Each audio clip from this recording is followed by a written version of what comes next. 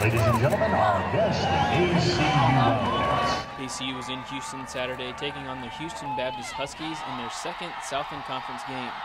The Huskies scored the first touchdown, but the Wildcats dominated from then on and picked up a 59-14 win. When you're healthy and you're in a groove and you can see your team getting better and better every week, that's all you can ask for as a coach. Herschel Sims was healthy and had his best game as a Wildcat, rushing for 130 yards and finding the end zone 3 times.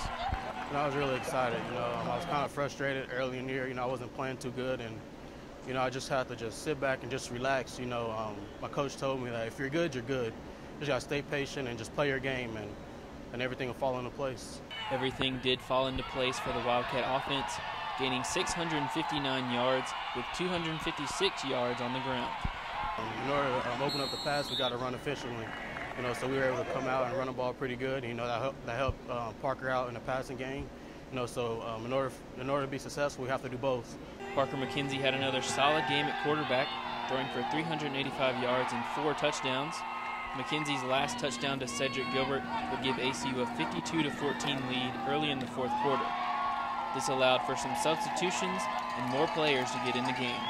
Game snaps are like gold. You don't just say, hey, jump in there for a few snaps, because you got to make sure guys are ready. But they'll learn from their reps, and that's what you want when you get young guys in. If there is one area of concern for the Wildcats, it's penalties.